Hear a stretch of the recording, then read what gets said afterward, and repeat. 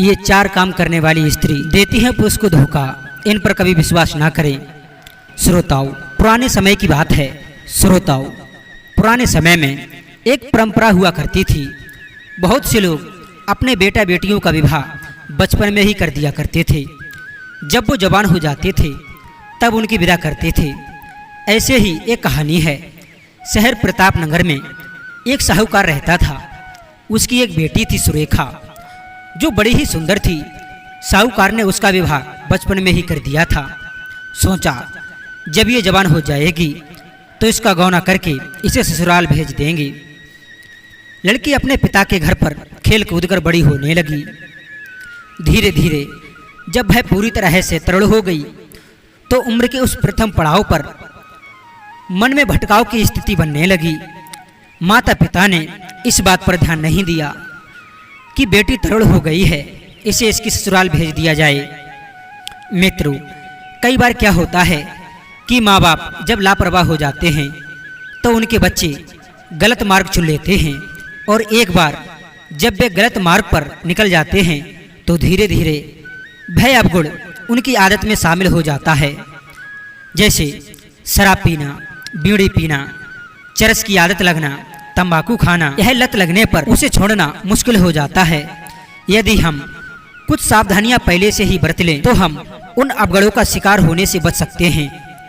इसके लिए माता पिता को भी सावधान रहना चाहिए और स्वयं को भी। यदि आदत बनानी है तो अच्छे कामों की बनाइए, जिससे समाज में मान प्रतिष्ठा बढ़े। बुरी आदतों वालों को तो लोग नफरत की दृष्टि से देखते हैं। चरित्र बनाने और बिगाड़ने की यही अवस्था होती है जब वो जवानी की पहली सीढ़ी पर कदम रखता है। श्रोताओं, साहूकार की बेटी भी जब सयानी हुई तो उसका मन इधर उधर भागने लगा। उसके घर के पास में एक जौहरी की दुकान थी। जौहरी का बेटा बड़ा ही रूपवान था। उसकी उस जौहरी के बेटे से मित्रता हो गई। सुरेखा अक्सर उस जौहरी के बेटे से मिलने उसके घर जाती रहती थी। धीरे धीरे उसकी मित्रता गहरी होती चली गई, और एक कहावत है, ये 3 लोग उसी का सहारा लेते हैं जो उनके पास होता है। जैसे नंबर 1 राजा, नंबर 2 स्त्रियां और नंबर 3 लताएं। जब यह बात साहूकार को पता चली कि उसकी बेटी का चाल चलन ठीक नहीं है तो उसने उसकी ससुराल में खबर भेजकर अपने दामाद को बुला लिया। सुरेखा का पति जब उसे बुलाने आया तो ससुराल में बहुत खातिर खुशामद हुई। सुरेखा का पति सफर का थका हुआ था। वह पत्नी की चित्रसारी में जाकर के सो गया। उधर उसकी स्त्री सुरेखा मौका पाकर जौहरी से मिलने के लिए चली गई और उसे बजा कर के बताया कि उसका पति उसे लिवाने के लिए आया है। यह सुनकर जौहरी के बच्चे को बड़ा ही दुख हुआ। सुरेखा कहने लगी, आप चिंता ना करो, मैं कोई बहाना बनाकर जल्दी ही लौट आऊंगी। उधर रात में जब सुरेखा के पति की आंख खुली तो उसने देखा कि उसकी स्त्री उसके पास नहीं है। वो समझ गया कि उसकी पत्नी का चरित्र ठीक नहीं है। मित्रों, उसने इस बात की परीक्षा करनी चाहिए। मित्रों, जब दूसरा दिन हुआ तो सुरेखा का पति जानबूझकर आज जल्दी सो गया, पर सुना तो एक बहाना था। कुछ रात बीतने पर जब सुरेखा उसके पास से उठकर जौहरी के पास जाने लगी तो पीछे से एक भिखारी का वेश बनाकर वह भी साथ लग गया। भिखारी बनकर वो जौहरी के द्वार पर आवाज लगाने लगा। आवाज सुनकर जौहरी ने सुरेखा से कहा कि प्रिय, कोई भूखा द्वार पर खड़ा है, उसे कुछ देकर के आओ। सुरेखा एक बर्तन में कुछ मोती रखकर द्वार पर आई और उस भिखारी को देने लगी। मोती देखकर भिखारी बोला कि हे राजकुमारी, यदि देन आई है तो अपने गले का हार दे दो, मेरा भी जीवन धन्य हो जाएगा।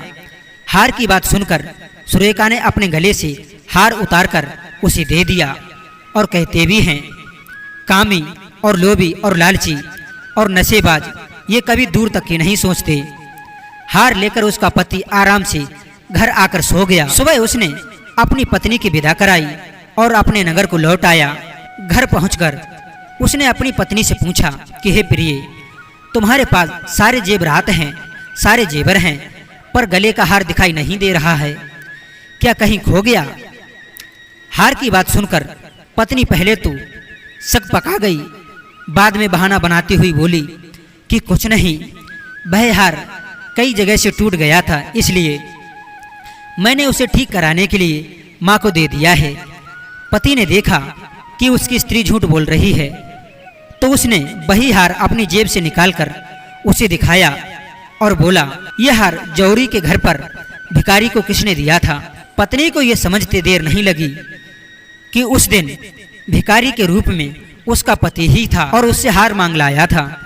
अब तो वह हाथ जोड़कर अपने पति के आगे गिड़गिड़ाने लगी और कहने लगी कि वह उसकी इस गलती को क्षमा करें, भविष्य में दोबारा कोई गलती नहीं होगी। पति ने भी सोचा कि हर इंसान को सुधरने का एक अवसर जरूर देना चाहिए।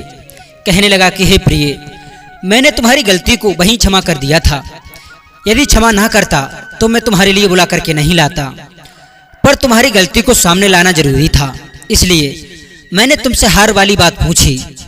पति की बात सुनकर सुरेखा रोती हुई अपने पति से लिपट गई। साहूकार का बेटा उसके बनावटी प्रेम में इतना डूब गया कि उसकी चाल को नहीं समझ पाया। मित्रों, धीरे धीरे इसी तरह काफी दिन व्यतीत हो गए, पर सुरेखा को अपने प्रेमी की दिन रात बहुत याद आती थी। उधर जौहरी का बेटा भी उसके वियोग में व्याकुल रहने लगा। एक दिन जब उससे रहा नहीं गया तो वह कुछ धन माल लेकर अपने घर को छोड़कर चला आया और सुरेखा जिस नगर में रहती थी वहीं आ गया। वहां उसने देखा कि नगर से बाहर एक तालाब है जिस पर अक्सर नगर की स्त्रियां नहाने के लिए आती हैं। उसने एक योगी का वेश बनाया और तालाब वाले रास्ते पर धूनी रमाकर बैठ गया। सोचा किसी न किसी दिन तालाब में नहाने के लिए मेरी प्रेम का जरूर आएगी, तभी मैं उससे बात कर लूंगा। तालाब किनारे बैठे उसे कई एक दिन व्यतीत हो गए। एक दिन सुरेखा भी अन्य स्त्रियों के साथ में उसी तालाब पर स्नान करने के लिए गई। वहीं पर उसकी उस योगी वेश में बैठे हुए उसके प्रेमी से मुलाकात हो गई। तब उसने बताया कि देखो, अब हम आपसे ऐसे तो मिल नहीं सकते, मैं कोई बहाना बनाकर तुम्हें अपने पति के द्वारा अपने घर पर बुलाती हूँ। मित्रों, इतनी बात कहकर सुरेखा चली गई और अपने महल में जाकर बहाना बनाकर चिल्लाने लगी। दौड़ा दौड़ा उसका पति आया और पूछने लगा कि हे प्रिय, क्या बात है। तो जवाब दिया कि आज उसकी आंखों में बहुत ज्यादा दर्द हो रहा है और उसकी आंखों से कुछ दिखाई नहीं दे रहा है। दर्द के मारे दम निकला जा रहा है। बेचारा पति हकीम को बुलाकर खिलाया, उसका उपचार कराया और उसे कोई आराम नहीं मिला। और आराम होता भी कैसे, बीमारी तो उसे कुछ भी नहीं थी, वो तो केवल जौहरी से मिलने की बीमारी थी। कहने लगे कि देखो, अब हम ऐसे ठीक नहीं होंगे। मैंने सुना है कि तालाब पर एक साधु रहता है, तुम उसे बुलाकर के लाओ। उसने अब तक कई लोगों को ठीक कर दिया है। भोला भाला पति इस बात को नहीं समझ पाया। वो भागा भागा साधु के पास गया और उन्हें सारी बात बताई। मित्रों, एक बात बताऊं, जो लोग बड़ा हृदय करके दया दिखाकर अपनों के कुछ दोष माफ कर देते हैं, अक्सर कुछ लोग उन्हें मूर्ख समझ लेते हैं और असमर्थ समझ लेते हैं। यदि कोई भी किसी को अधिक प्यार करता है या उसका सम्मान करता है, तो कुछ मूर्ख लोग या मूर्ख स्त्री या मूर्ख पुरुष उसकी वही कमजोरी समझ लेते हैं। उसी के चलते वे उसे भाव नहीं देते, उसमें घमंड आ जाता है या फिर वे दोबारा गलती करने लगते हैं।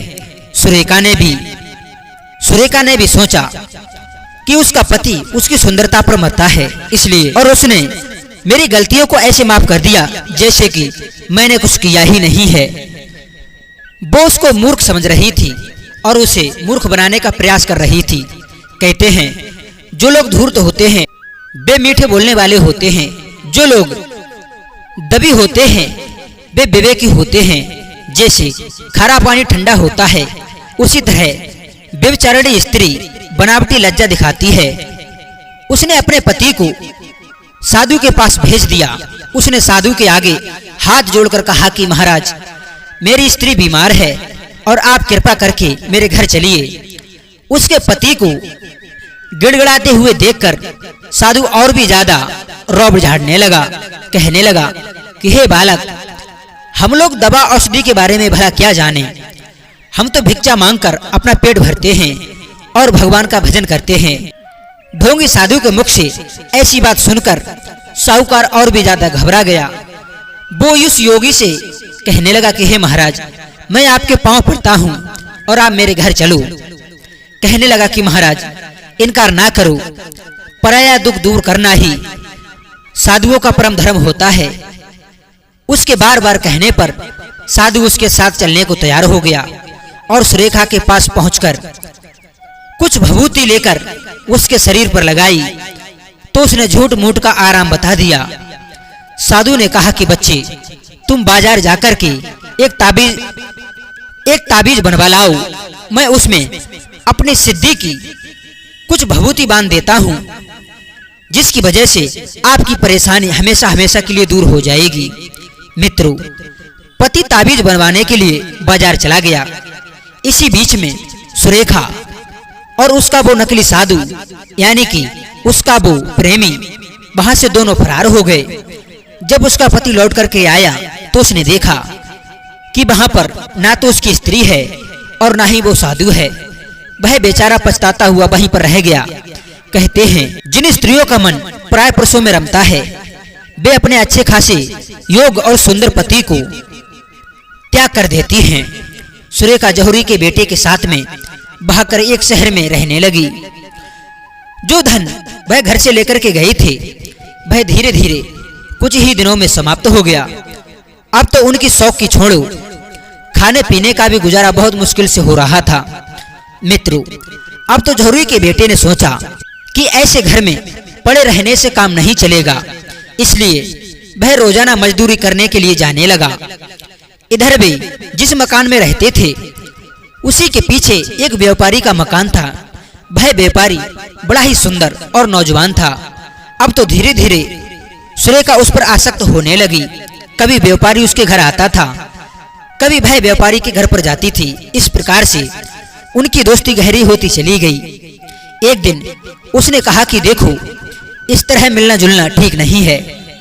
तुम उसे छोड़कर हमारे ही घर पर क्यों नहीं रहने लगती? मैं तुम्हें रानी की तरह रखूंगा।